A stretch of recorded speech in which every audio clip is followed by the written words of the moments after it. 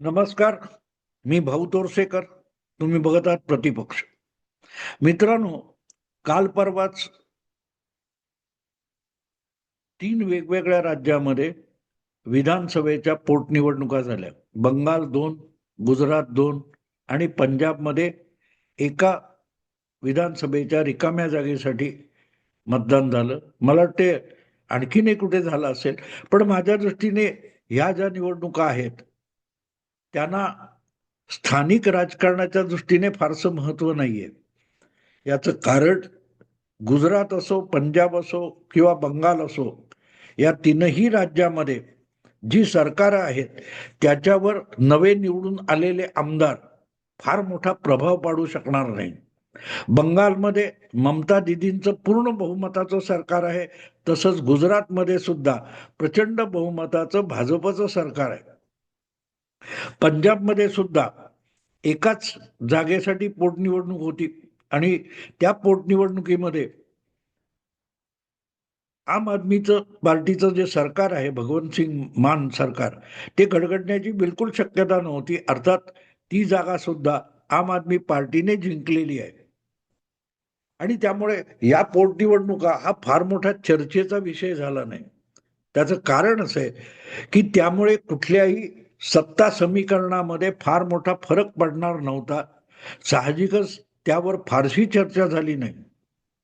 पण एक गोष्ट असते मित्रांनो, अशा ज्या पोटनिवडणुका असतात, या पोटनिवडणुकामधून त्या राज्यातल्या आणि एकूण राष्ट्रीय पातळीवरच्या राजकारणात लोकमानस कुठल्या दिशेने हलतंय किंवा सरकतंय किंवा वळतंय याची थोडीफार चाहूल लागत असते.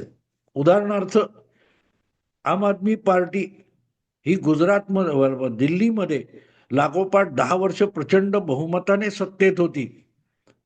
अशी पार्टी किंवा तो पक्ष हा दिल्लीच्या निवडणुकीमध्ये अवघ्या 4-5 महिन्यापूर्वी पुरता भुईसपाट होऊन गेला. 2015 आणि 2020 अशा 2 विधानसभा निवडणुकांमध्ये ज्या आम आदमी पार्टीला 70 मध्ये 67 आणि 70 मध्ये 63 इतकं अभूतपूर्व बहुमत दिल्लीच्या विधानसभेत मिळालं होतं, ते यापूर्वी काँग्रेस किंवा भाजपला कधीही मिळवता आलं नाही. किंबहुना देशाच्या पातळीवर आपण बघितलं तर कुठल्याही विधानसभेमध्ये इतकं प्रचंड बहुमत हे कुठल्याही एका पक्षाला मिळवता आलं नव्हतं.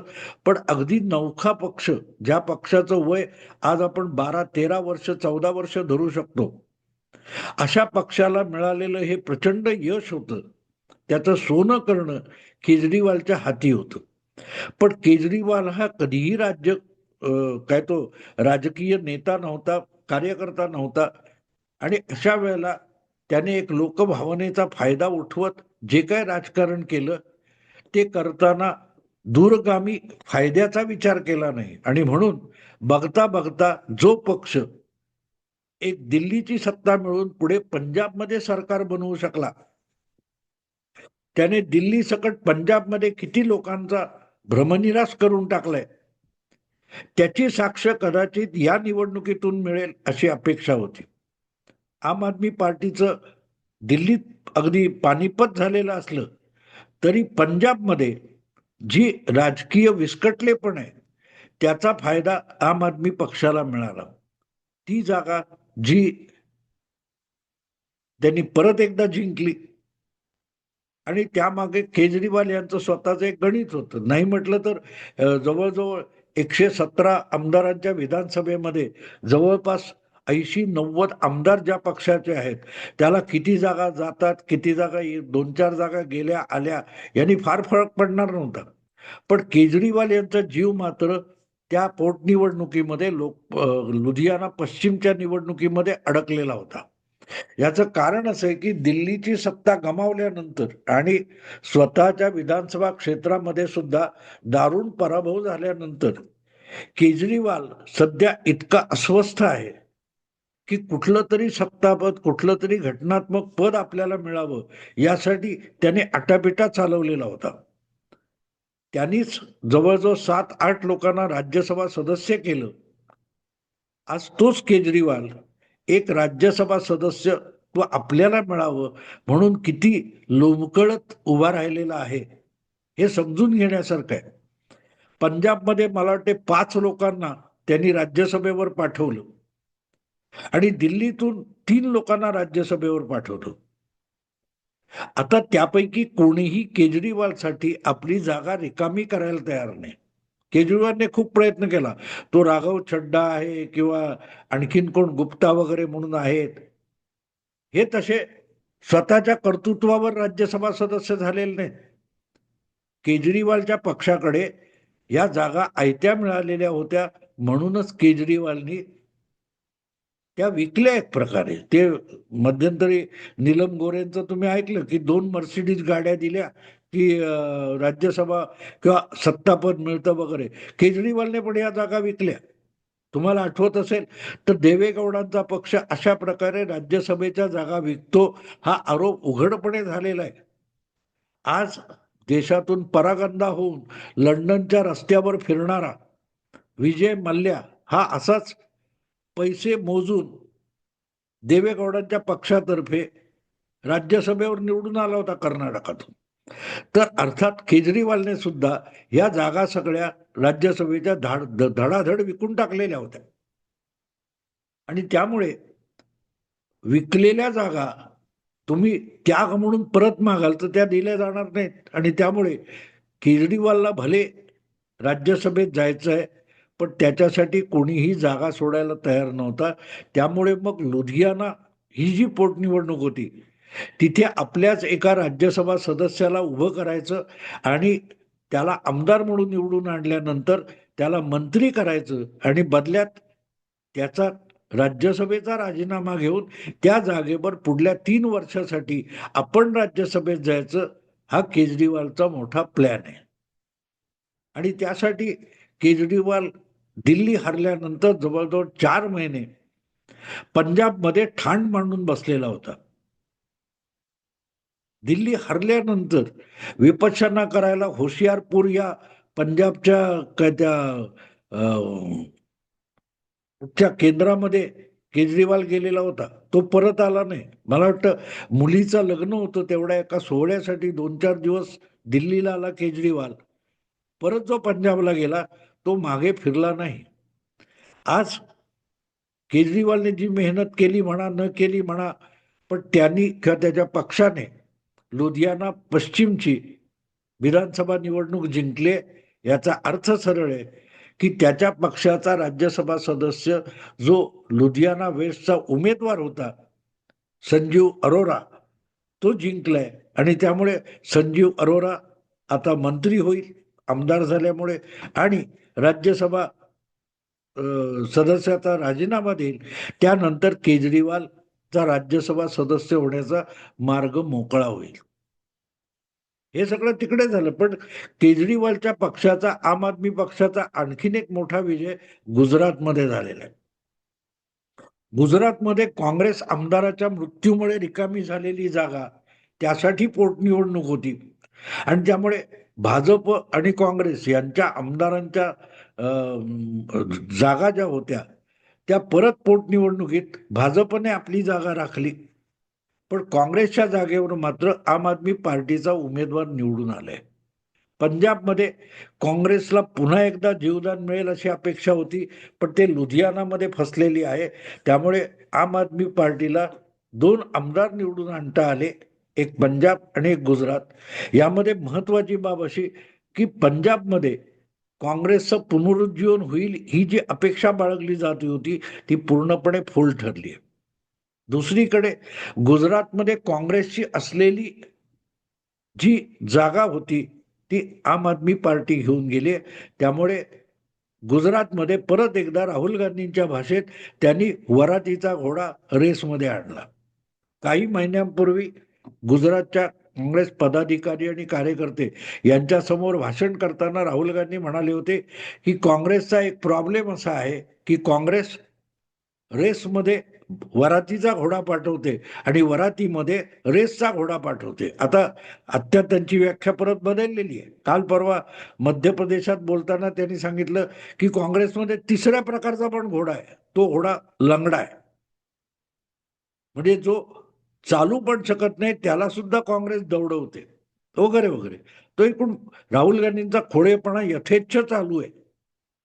आणि त्यामुळे जी जागा गेल्या सार्वत्रिक निवडणुकीत विधानसभेच्या काँग्रेसने जिंकलेली होती, ती या पोटनिवडणुकीत काँग्रेसने गमावली आहे. पण धक्कादायक बाब अशी आहे की ती भाजपला न मिळता आम आदमी पक्षाला मिळाली. आणि त्यामुळे एक प्रकारे येऊ घातलेल्या पुढल्या विधानसभा निवडणुकीमध्ये 2027 मध्ये काँग्रेसला आम आदमी पक्ष आव्हान देणार, हे साधी सरळ गोष्ट आहे.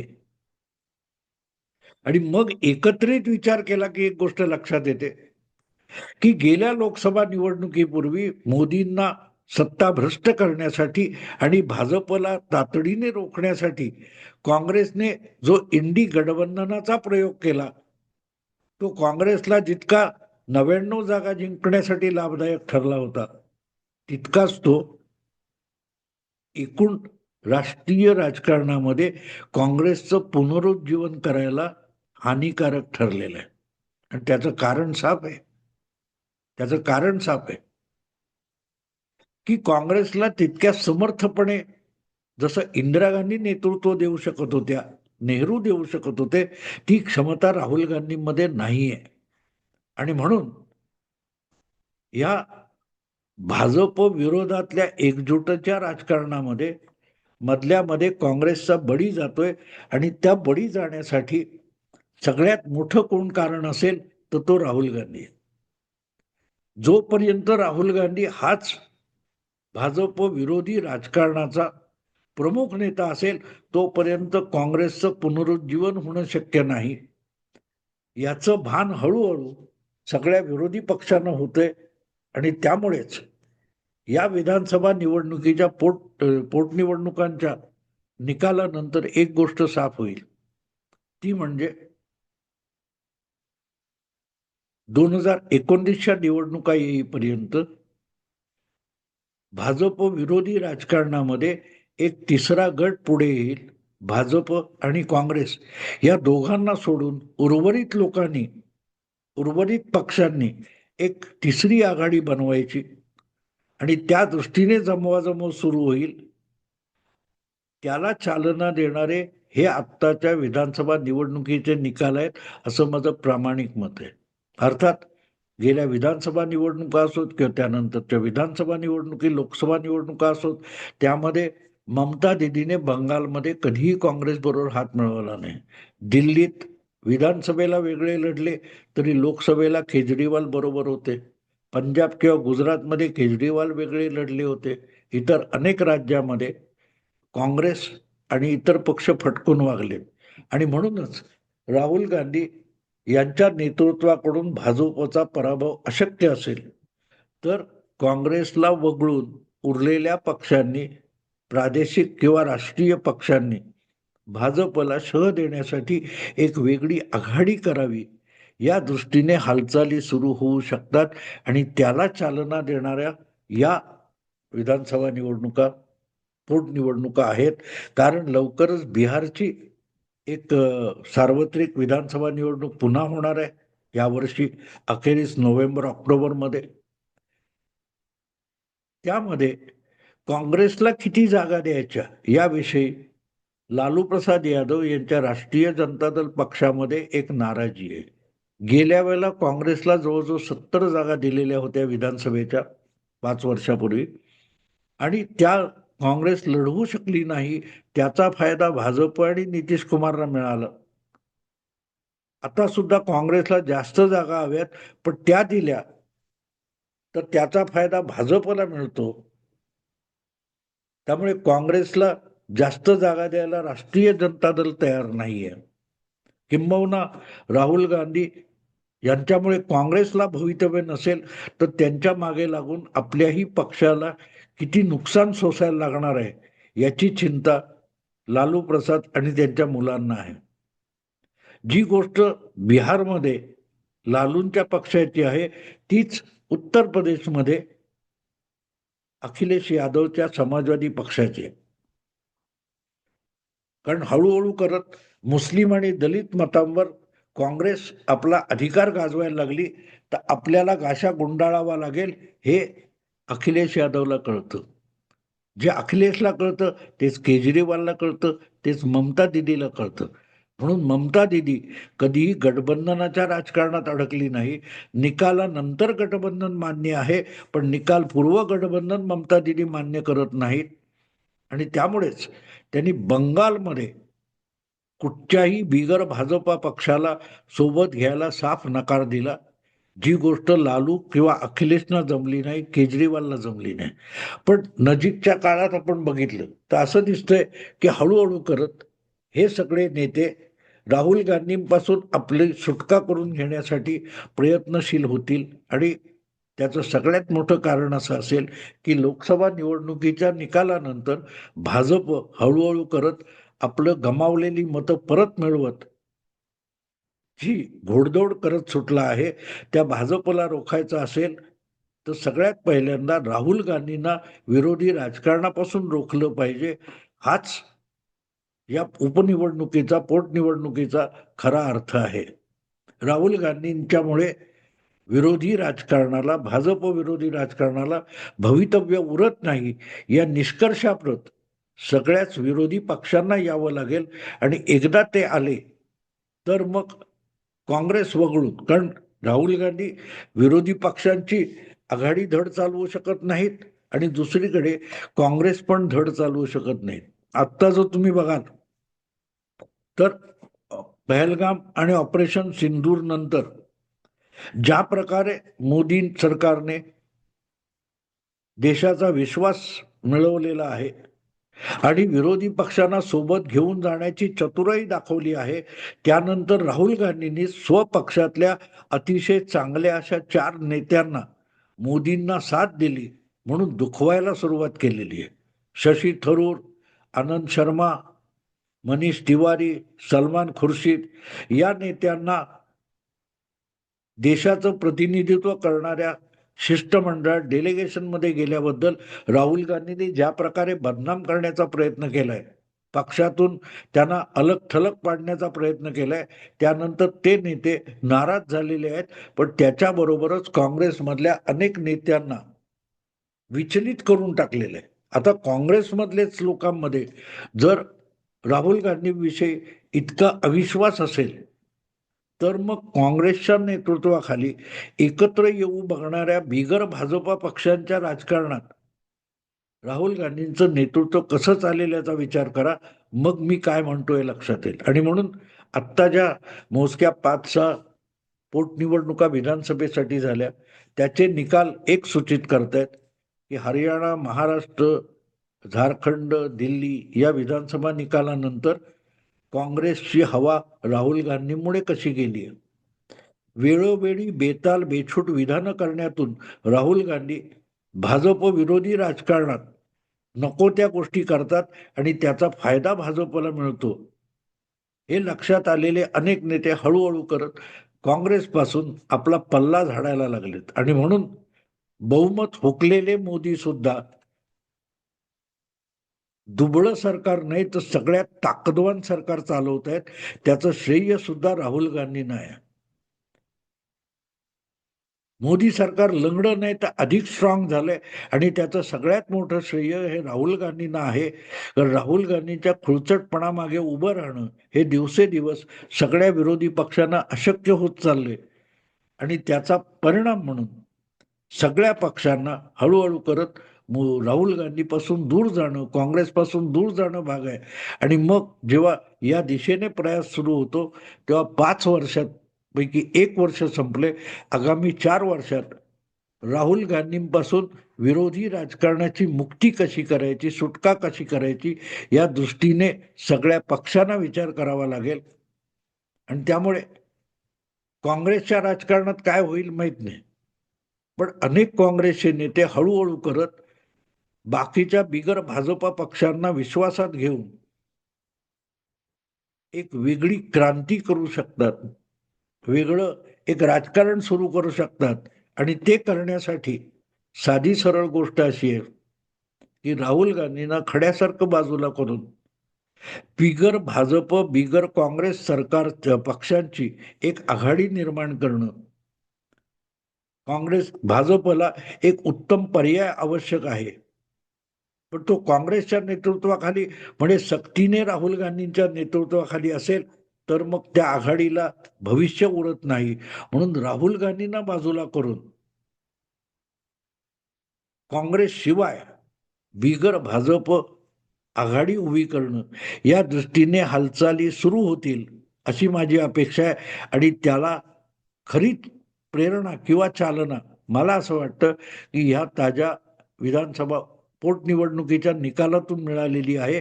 कारण सगळीकडे काँग्रेस सपाट झालेली आहे. इतर विधानसभा निवडणुका, छोट्या मोठ्या निवडणुका आणि ही पोटनिवडणूक हे एकत्रित बघितली तर एक गोष्ट साफ होते की येऊ घातलेल्या 4-5 वर्षाच्या 2019च्या लोकसभा निवडणुकीपूर्वीपर्यंत काँग्रेस राहुल गांधींचं नेतृत्व टिकवायचं असेल तर मग काँग्रेसला संपावं लागेल किंवा मग बाकीच्या पक्षांना काँग्रेस सोडून बिगर भाजप अशी एक नवी आघाडी उभी करावी लागेल. मित्रांनो, आता इथेच थांबतो. आवडलं लाईक करा, शेअर करा आणि प्रतिपक्षाला सबस्क्राईब करा. नमस्कार.